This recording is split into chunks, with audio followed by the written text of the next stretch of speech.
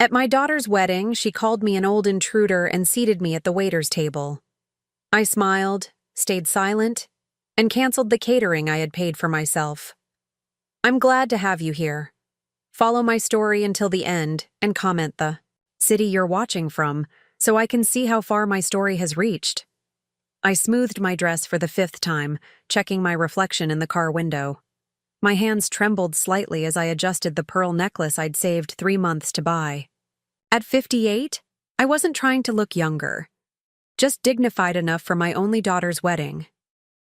You can do this, Elise, I whispered to myself, clutching the small purse that contained a handwritten letter for Jasmine. Inside were words I'd spent weeks perfecting, along with a check, the last of my savings meant for retirement. The Westfield Country Club loomed before me, its manicured gardens and stone facade a far cry from the modest venues I'd suggested when Jasmine first announced her engagement. But she had insisted on this place, and I couldn't say no. I never could. Mrs. Mitchell, you're here! The wedding coordinator hurried over, her clipboard clutched to her chest. Jasmine was wondering where you were. I glanced at my watch. Was 30 minutes early. Is everything all right? Oh yes, just some last-minute seating arrangements. The caterers wanted to confirm a few details about the buffet service you've arranged. Pride swelled in my chest. The buffet had cost me $14,000, nearly all I had left after helping with the dress, the flowers, and the deposit for this venue. I'd worked double shifts at the hospital for months, picking up every extra hour I could as a nurse to make this happen. I'll speak with them, I said, following her through the grand entrance. The ballroom was stunning. Crystal chandeliers, white roses cascading from centerpieces, champagne flutes catching the afternoon light. My daughter had always dreamed of elegance, and here it was, manifested through my sacrifice. Mom, finally! Jasmine's voice cut through my thoughts. She looked breathtaking in her gown, her dark hair swept up elegantly, so much like her father before he left us. Sweetheart, you look beautiful, I said, moving to embrace her. She stiffened, accepting the hug with a quick pat on my back. You're wearing that? Her eyes scanned my blue dress, the nicest I owned. I thought it was appropriate, I said, feeling heat rise to my cheeks. It's fine, I guess. She turned to the coordinator. Did you tell her about the seating change? The coordinator's smile faltered. I was just getting to that, Ms. Mitchell. Jasmine sighed, tapping her manicured nails against her arm. Mom, we had to rearrange things. Richard's family had more people RSVP at the last minute. Important people. Oh, I nodded, understanding. So I'll be sitting with your father's cousins instead? A look passed between Jasmine and the coordinator. Actually, Jasmine said, lowering her voice, you'll be at table 19. The coordinator handed me a small seating card. I stared at it, confusion clouding my thoughts. Table 19? But that's near the kitchen, Jasmine finished for me. It's not a big deal. Richard's father has business associates here, and his mother wanted her bridge club at the main tables. I looked around the room, spotting table 19 tucked in a corner near the service entrance. A waitress was already stacking extra water glasses there. That's the staff table, I said quietly. It's not the staff table, Jasmine snapped. It's just not convenient for them to access. Look, this isn't about you, Mom. It's my wedding day. Richard appeared then, handsome in his tuxedo. Everything okay here, babe? My mother is making a scene about the seating, Jasmine said. I'm not making a scene, I protested softly. She thinks she's too good for table 19, Jasmine continued. Richard's face showed a flicker of discomfort. Mrs. Mitchell, I'm sure it's fine, I interrupted, forcing a smile. I was just surprised. God, Mom, stop being such a drama queen, Jasmine hissed. This is exactly why we had to seat you there. You're being a typical intrusive old mother. Just try not to embarrass me, okay? Richard's family is very particular. The words struck like physical blows. Intrusive. Old. Embarrassing. "I understand," I said, my voice barely audible. As they walked away, I overheard Jasmine whisper to Richard, "I told you she'd make it about herself. She always does this." I stood frozen, the seating card trembling in my hand. 31 years of sacrifices flashed through my mind. Working night shifts when Jasmine had fevers, skipping meals when money was tight, selling my mother's jewelry to pay for dance lessons and college applications. A waiter passed with a tray of champagne. I took a glass, drinking it quickly before taking another. Then I walked to the bathroom, locked myself in a stall, and allowed 3 tears, only 3, to fall. When I emerged, I was smiling again. I walked directly to the event office where I had finalized the catering contract last month. "Mrs. Mitchell, is there something I can help you with?" asked the manager. "Yes," I said calmly. "I need to make a change to tonight's arrangements." My hands were steady now as I signed the cancellation form for the entire buffet service. The manager looked concerned. "You understand this is a complete cancellation? With the penalty, you'll only receive a 20% refund." I nodded. "I understand perfectly. Sometimes lessons cost more than money." As I walked back to the ceremony, I felt strangely light. For once, I wouldn't be the only one making sacrifices today. As I sat in my assigned corner, watching Jasmine float through her ceremony with practiced grace, my mind drifted back to where it all began. This distance between us that had grown from a crack to a canyon. She hadn't always been ashamed of me. There was a time when my daughter would run into my arms after my 12-hour shifts, her small face lighting up when I walked through the door. "Mommy's home," she would squeal, showing me artwork she'd created while I was gone. I remembered her at 8 years old, the year Robert left us for his 26-year-old secretary. Jasmine had crawled into my bed night after night, her small body racked with sobs. "Why doesn't Daddy want us anymore?" she'd ask, and I would hold her tight, promising that we would be okay, that I would always be there. I kept that promise, working day and night shifts at Memorial Hospital. Nursing wasn't glamorous, but it paid the bills, most of them anyway. There were months when I survived on peanut butter sandwiches so Jasmine could have new shoes for school or attend a birthday party with a proper gift. The shift happened gradually, around her 13th birthday. Jasmine started noticing what other girls had: their fancy homes, designer clothes, vacations to Europe, things I couldn't provide on a nurse's salary. "Mom, Brittany's going to Paris this summer," she'd said one evening, pushing food around her plate. "Her whole family goes every year." "That sounds lovely," I'd replied, trying to sound enthusiastic. "Maybe someday we can go somewhere special." 2. She had looked at me, her face suddenly older than her years. "We're never going to Paris, are we? We're never going to have what they have." I remembered the shame that burned inside me. We might not have those things, but we have each other. That's worth more. She hadn't believed me. As she entered high school, Jasmine began fabricating a different life for herself. She told friends I was a hospital administrator, not a floor nurse. She invented business trips when I was actually working night shifts. Once, when dropping off a homework assignment she'd forgotten, I overheard her telling a friend that our modest apartment was just temporary while our real house was being renovated. College changed her even more.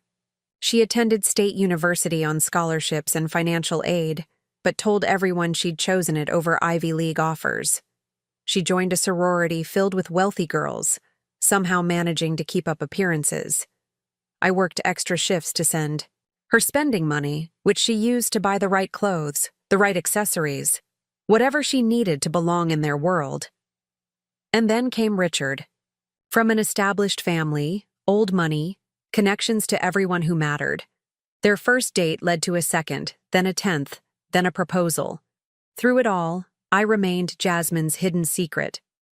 "My mother is very private," she told his parents, When they asked why they hadn't met me after 6 months of dating, I learned this from the rare hurried calls Jasmine made, coaching me on what to say when I finally did meet them. "Don't mention the hospital unless they specifically ask what you do," she instructed. "Don't talk about growing up in Millfield. Say, you lived just outside the city. And Mom, please don't tell those stories about working double shifts or how we used to clip coupons." Each request had cut deeper, but I had nodded, agreed, diminished myself to fit into the narrative she was creating. The Prestons, Richard's parents, had been polite when we finally met, though Mrs. Preston's eyes lingered on my hands, roughened by years of hospital-grade soap and sanitizer. Mr. Preston asked vague questions about my professional life, which I answered with equally vague responses as Jasmine had coached. Watching them now across the reception hall, I could see how they fit into Jasmine's desired world. Mrs. Preston in her designer dress, diamonds glittering at her throat, Mr. Preston effortlessly commanding respect from everyone around him. They were everything Jasmine aspired to, everything I wasn't. "Would you like more water, ma'am?" A young waiter paused at my table, the only one who'd spoken to me in over an hour. "Yes, thank you," I said, smiling at him. My table companion, a distant cousin of Richard's who was equally misplaced, had abandoned me after the ceremony, finding friends at another table. I checked my watch. The buffet should have been scheduled to arrive in 20 minutes. Soon, everyone would discover what I had done. My stomach tightened at the thought, not from regret, but from anticipation. Across the room, Jasmine laughed at something Richard's father said, touching his arm with practiced charm. She caught my eye briefly and quickly looked away, as if afraid. Acknowledging me might somehow reveal her true origins. That moment of deliberate dismissal solidified something inside me. For over 30 years, I had lived for my daughter, sacrificed everything for her happiness. I had accepted her growing shame of me as something I deserved, as if my working-class existence was something to apologize for. The coordinator was now checking her watch and speaking hurriedly into her headset, likely wondering where the catering staff was. In approximately 19 minutes, the perfect facade Jasmine had built would begin to crack. I didn't feel vindictive as I watched the growing confusion among the staff. This wasn't about punishment. It was about truth.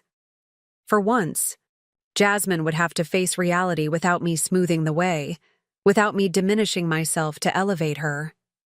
"Excuse me," Richard said, suddenly appearing beside my table. I hadn't noticed him approaching. "Mrs. Mitchell, my mother was wondering if you'd like to join us for some photos before the dinner begins." I looked past him to where Mrs. Preston stood, her smile tight but present. Was this pity? Had she noticed my isolation? "That's very kind," I replied, standing. "But I'm curious, was this your mother's idea or yours?" He hesitated, just for a moment. "Does it matter?" "It matters to me," I said, straightening my shoulders. Richard glanced around before lowering his voice. "Jasmine wasn't. I don't think it's right, how you've been treated today." For the first time, I really looked at my new son-in-law, seeing, past the privilege and polished exterior, there was genuine discomfort in his eyes, maybe even decency. "Thank you for that," I said softly. "I'll join you for photos." "But Richard—" "Yes? I hope you're prepared for what's coming next. It might tell you a lot about the woman you just married." He frowned, confusion crossing his features. "What do you mean?" I smiled, a real smile this time. "You'll see very soon.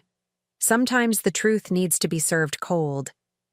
The photographer arranged us in carefully orchestrated poses.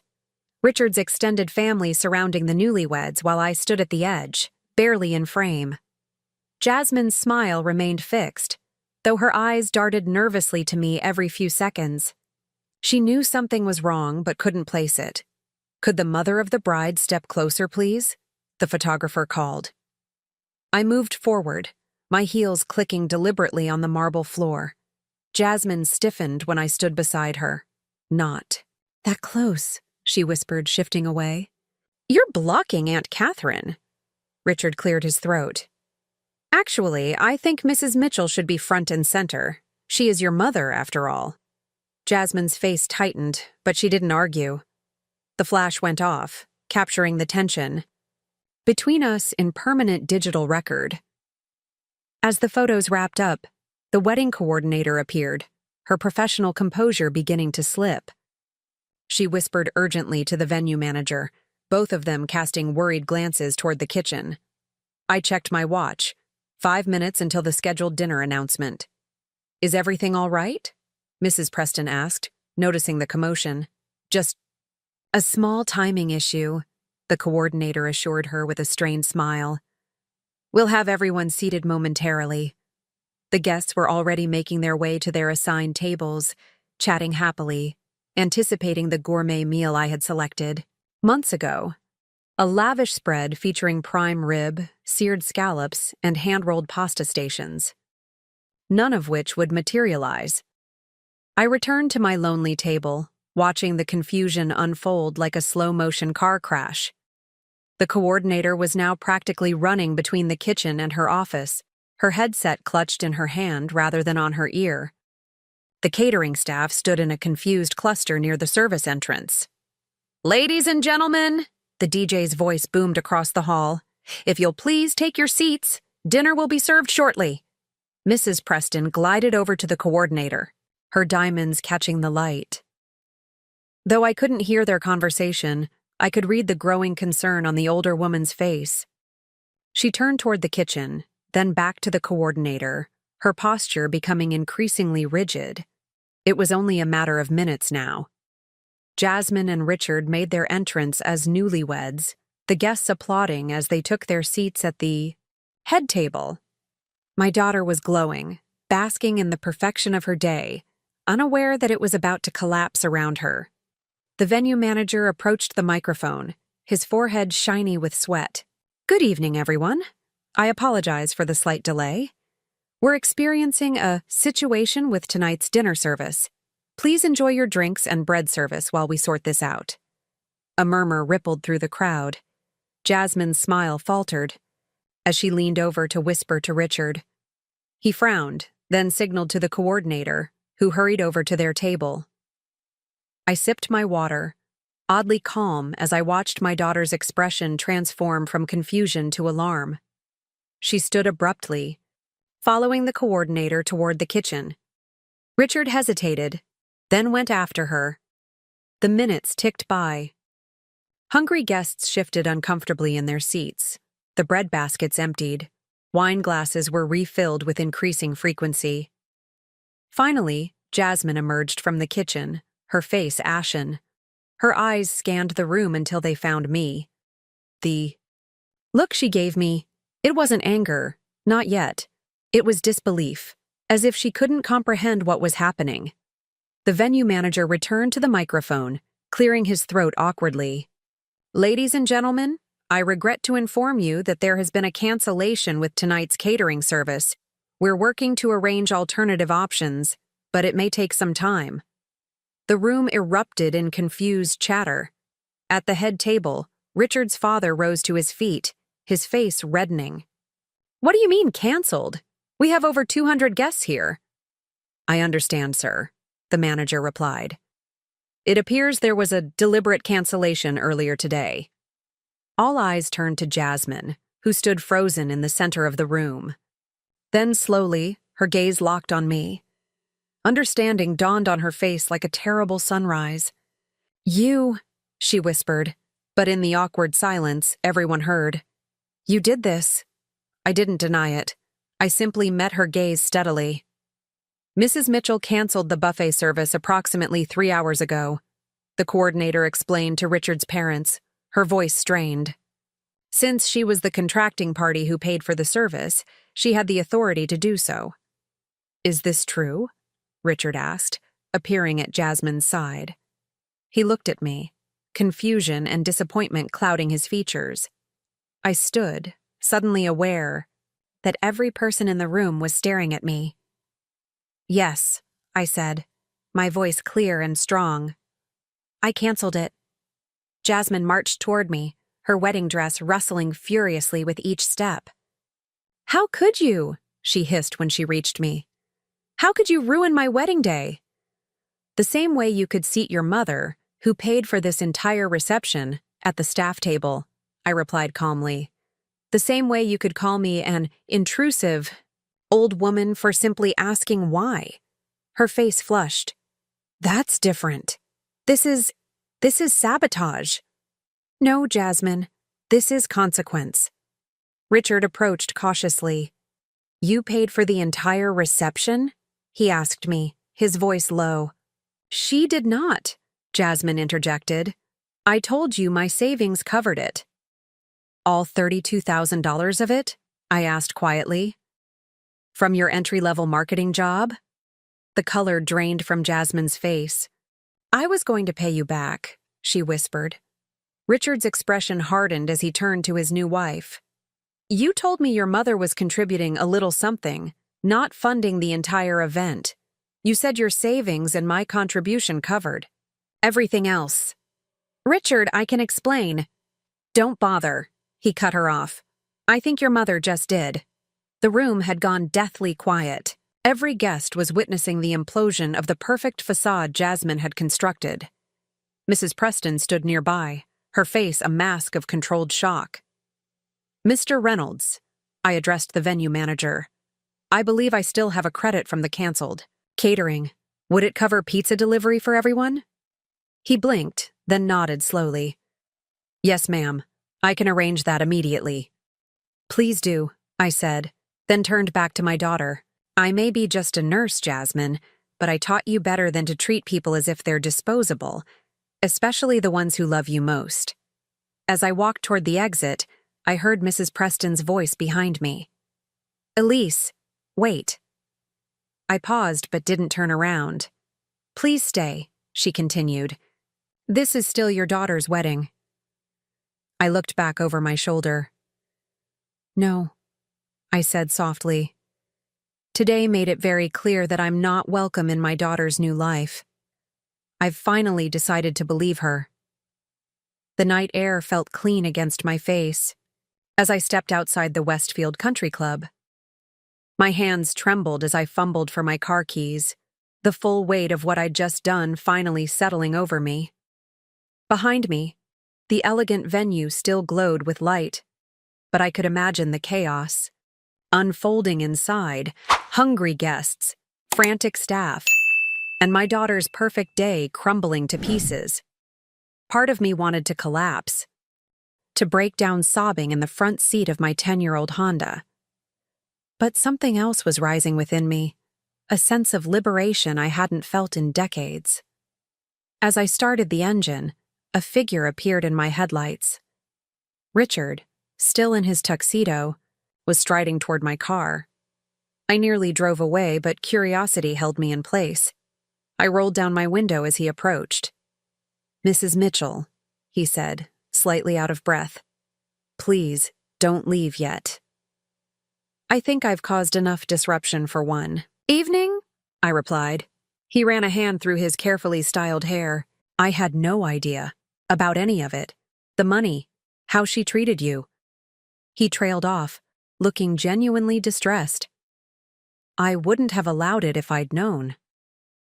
Wouldn't you? I asked softly. You've been dating my daughter for 2 years, Richard. Did you never wonder why she kept me at a distance? Why I was never included in your family gatherings. He had the decency to look ashamed. She told me you were busy, that you preferred to keep to yourself, that you were. Difficult. Difficult, I repeated, tasting the word. Is that what she calls it when someone doesn't fit into her carefully curated image? Richard glanced back at the venue.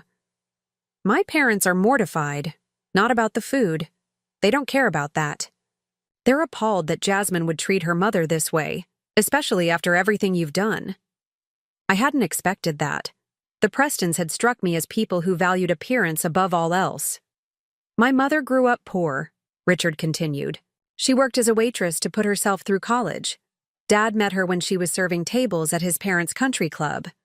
He gave a humorless laugh.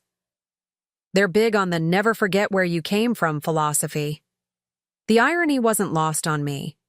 Jasmine had been so desperate to impress a family that would have respected her more for embracing her roots rather than hiding them. "What will you do now?" I asked. Richard's expression hardened. "I honestly don't know. Finding out your new wife has been lying about something so fundamental." He shook his head. "I need time to think." "I'm sorry," I said, surprised. To find I meant it. "I didn't cancel the buffet to hurt you." "I know." He looked directly at me. "I don't blame you, Mrs. Mitchell. I just wish I'd seen this side of Jasmine before today." As he walked back toward the venue, I sat in my car, watching his retreating figure. The satisfaction I'd anticipated feeling had turned into something more complex. I hadn't just exposed Jasmine's deception. I'd potentially derailed her entire future. I drove home in silence. No radio. No thoughts of what came next. Just the gentle hum of the engine and the growing distance between me and the life I'd lived until now. My apartment felt different when I returned, smaller but somehow more mine than it had ever been.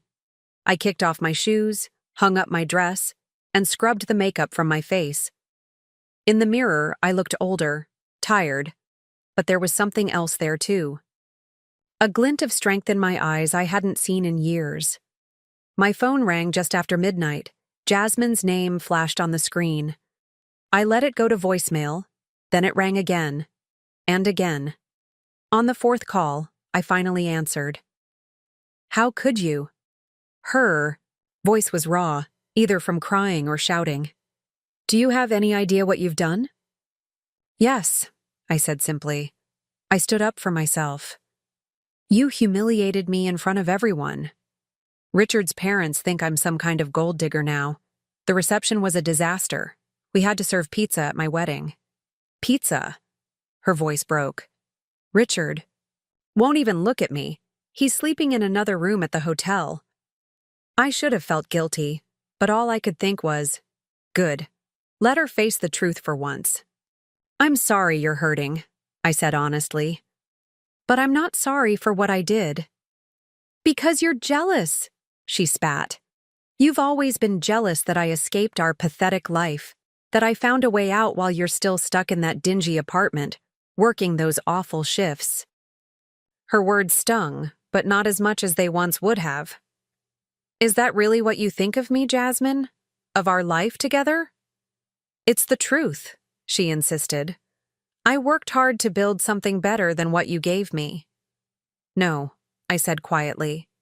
"You worked hard to pretend you were someone else. There's a difference." She was quiet for a moment.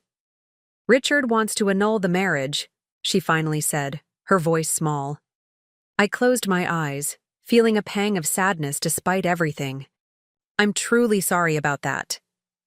"Are you?" she demanded. "This is exactly what you wanted."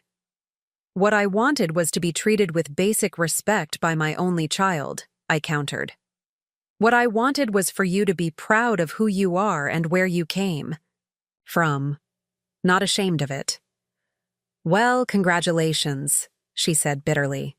"You've made your point. My marriage is ruined, my in-laws hate me, and all my friends saw me for the fraud you think I am. Are you happy now?" The question hung between us. Was I happy? No. But I wasn't crushed under the weight of her expectations anymore either. "I'm free," I answered honestly. "And maybe someday, when you stop blaming me for the consequences of your own choices, you will be too." She hung up without another word. I slept surprisingly well that night. In the morning, I called the hospital and requested a change in my schedule. No more night shifts, no more double shifts. I'd been working myself to exhaustion for years to fund Jasmine's lifestyle. That ended now. 3 days after the wedding, a knock at my door surprised me. When I opened it, I found Mrs. Preston standing in my hallway, elegant even in casual clothes. "May I come in?" she asked. Bewildered, I stepped aside to let her enter. She surveyed my modest apartment without judgment, then turned to face me. Elise, I owe you an apology, she said. I suspected something wasn't right with how Jasmine spoke about you, but I never intervened. You don't owe me anything, I replied. You barely know me. She smiled sadly. That's precisely the problem. We should have known you. You should have been included all along. She hesitated before continuing. Richard has decided to file for annulment. He feels the marriage was founded on too many lies. I nodded, unsurprised, but still sad for everyone involved. He admires what you did, she added. Standing up for yourself that way, we all do. Even though it ruined the wedding, Mrs. Preston, Catherine, smiled.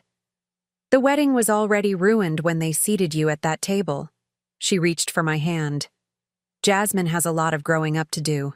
Perhaps this will be the wake-up call she needs. After she left, I stood at my window for a long time, watching the street below. For 31 years, I had defined myself as Jasmine's mother, measuring my worth by her happiness. Now I faced an unfamiliar question. Who was Elise Mitchell without that role consuming her entire identity? For the first time in decades, I was eager to find out. 2 months passed. Autumn painted the world in warm colors, and I found myself noticing them in a way I hadn't for years.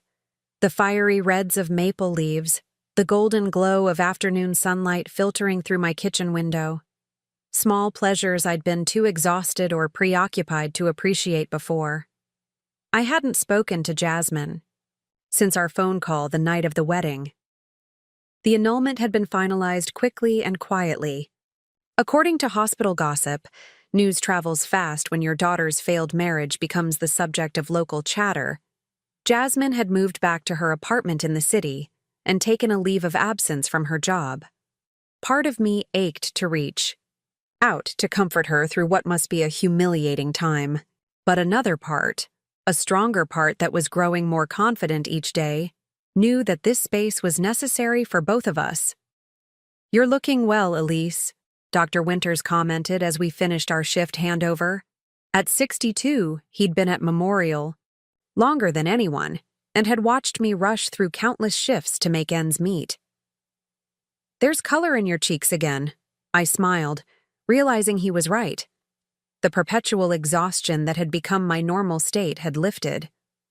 I was working reasonable hours, sleeping properly, even taking an art class at the community center on Thursdays. I feel better, I admitted. Turns out working yourself to death isn't actually a sustainable lifestyle. He laughed, then grew serious. And your daughter? How is she handling everything? I sighed. I honestly don't know. We haven't spoken. Give it time, he advised, patting my shoulder. Sometimes people need to hit rock bottom before they can rebuild. Rock bottom. I wondered if Jasmine saw it that way, or if she still blamed me entirely for her current situation. That evening, I treated myself to dinner at Marconi's, a small Italian restaurant I'd always loved but rarely visited.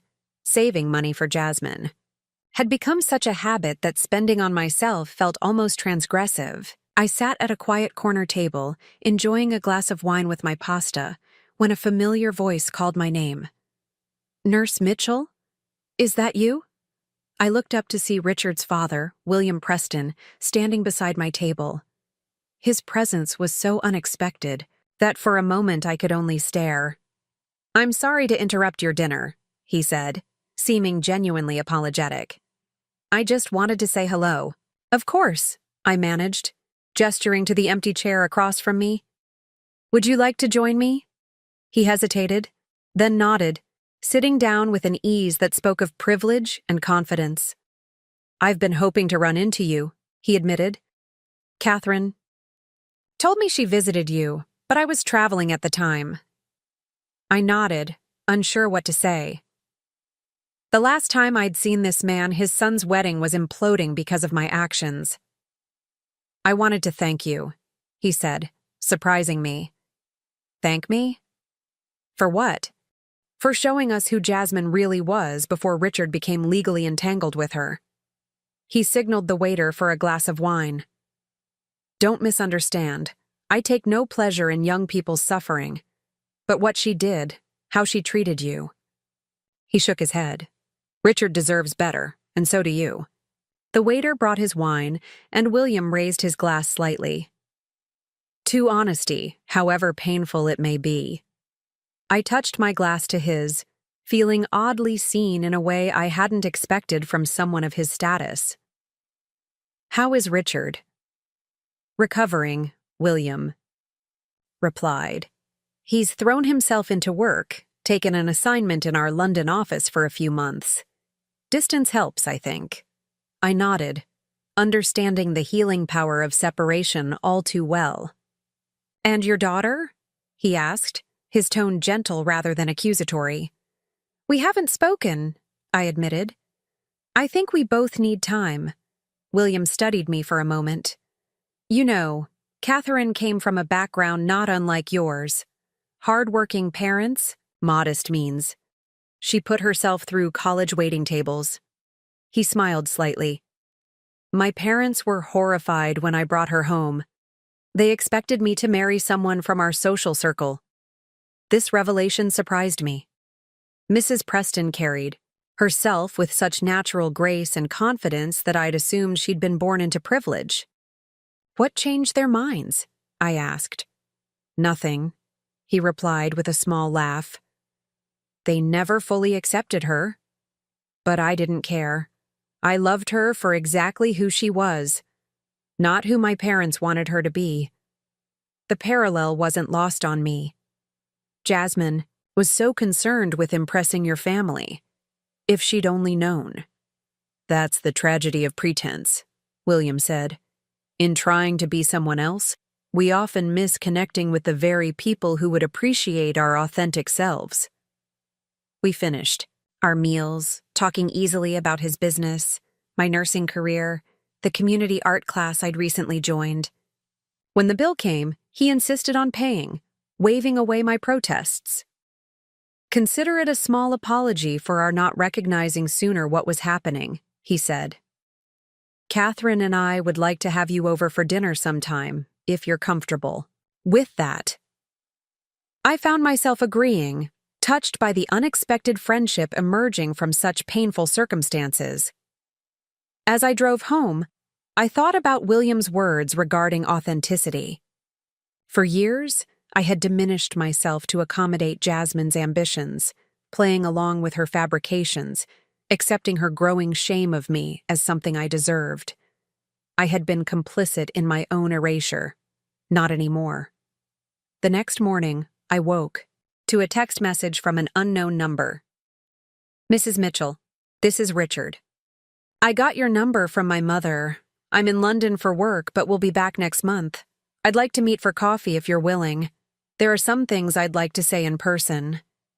I stared at the message, surprised by the request, but even more, surprised by my willingness to accept it. I typed back a simple response. I'd like that, Richard. Let me know when you're back. A week later, I was leaving my shift when I spotted a familiar figure sitting in the hospital's small courtyard. My heart stuttered in my chest. Jasmine.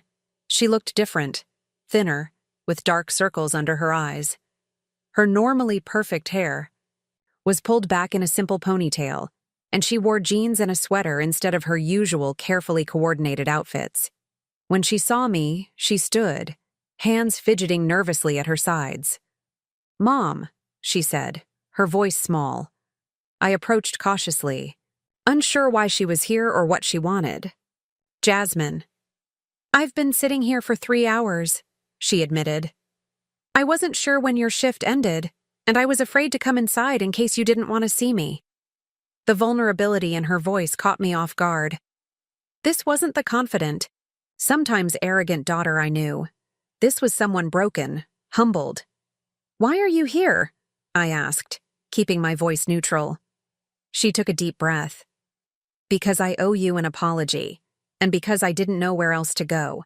I studied her face, searching for signs of manipulation or insincerity. but found only exhaustion and shame.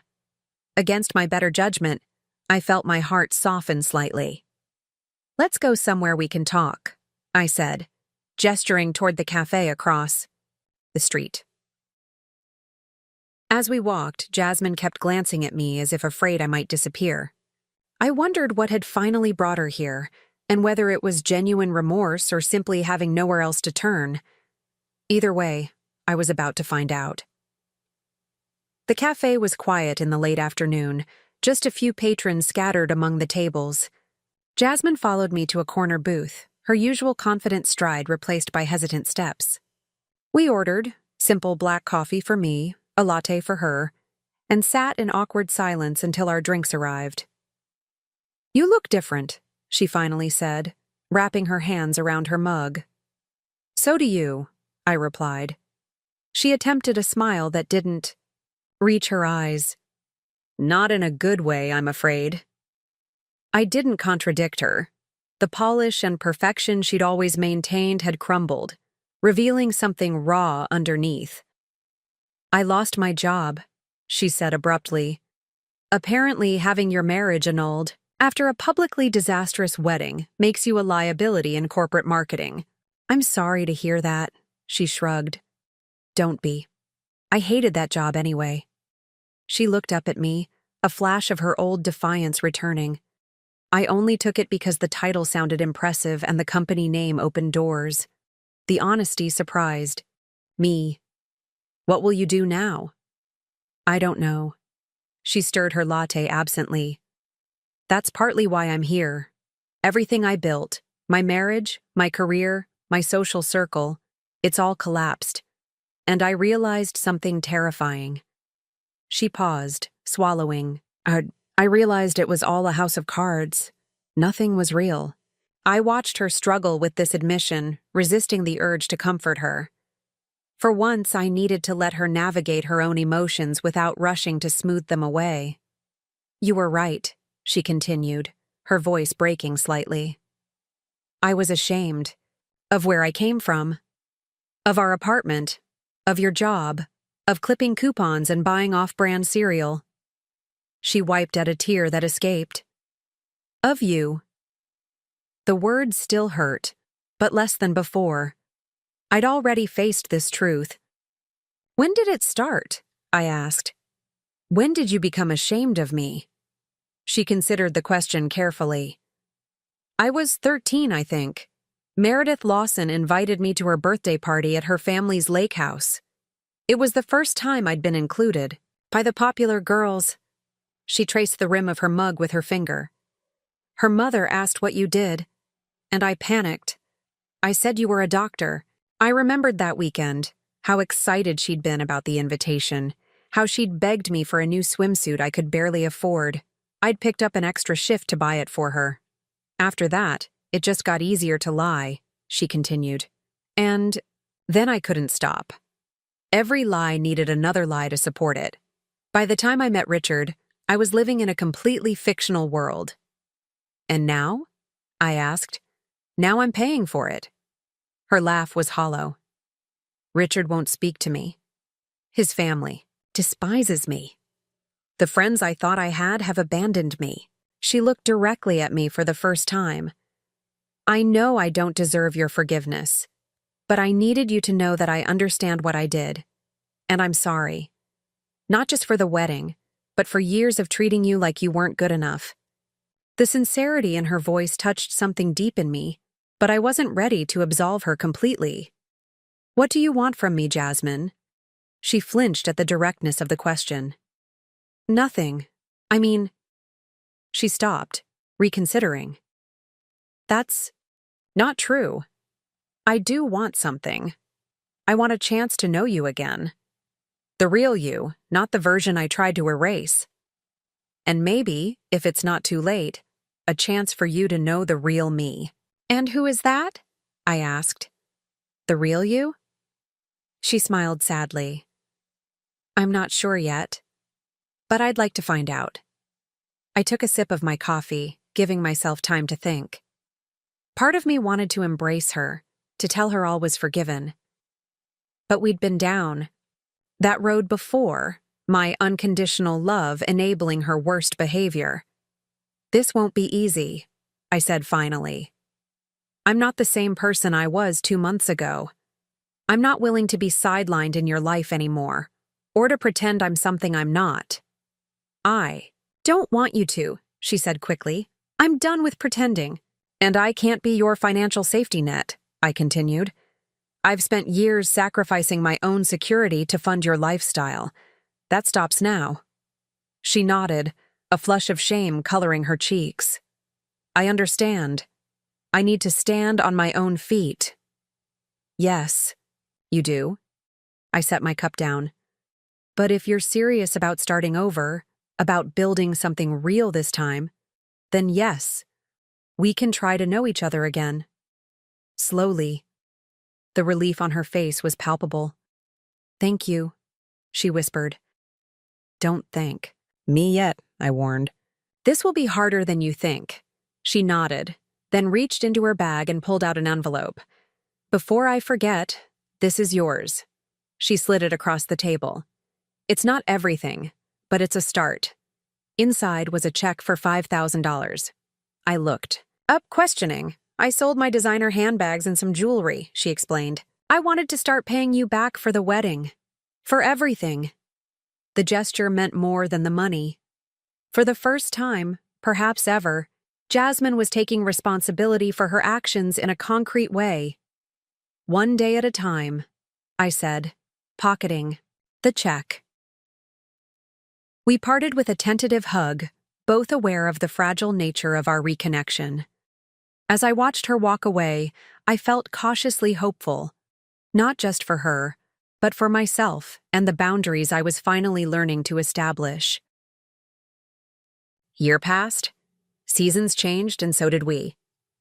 Jasmine found a job at a small nonprofit, less prestigious than her corporate position, but more fulfilling.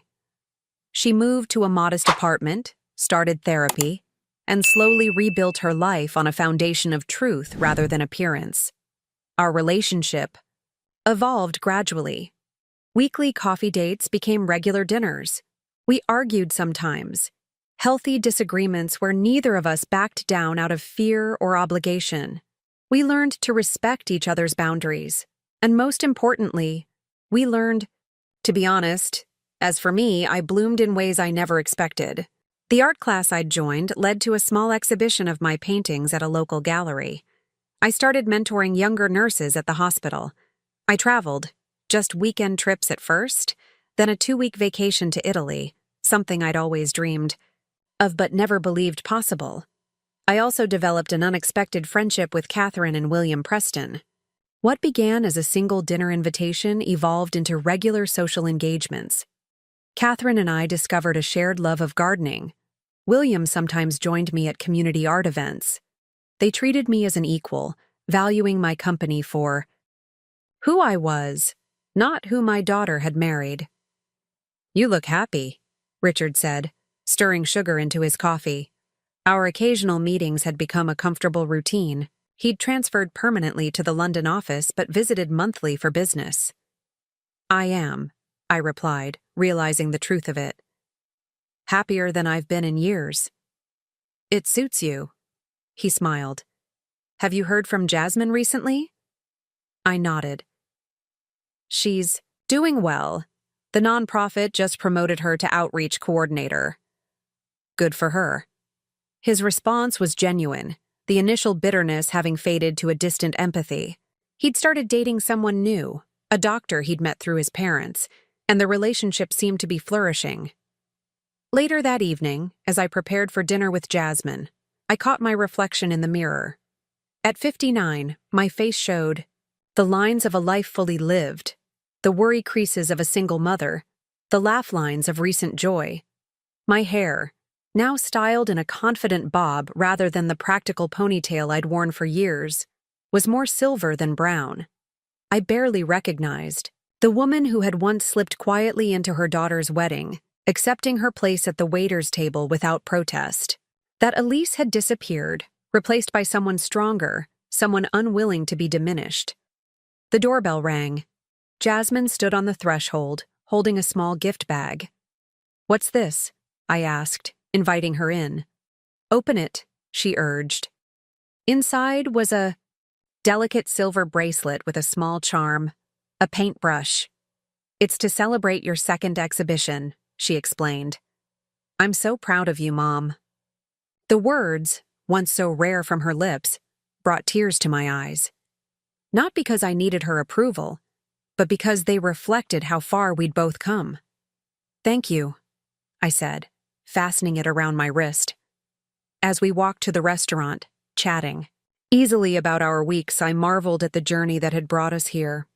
It had taken a missed buffet, a ruined wedding, and a year of painful growth, but we'd finally found our way to something authentic. Sometimes the most important tables aren't the ones at the front of the room, adorned with flowers and surrounded by important people.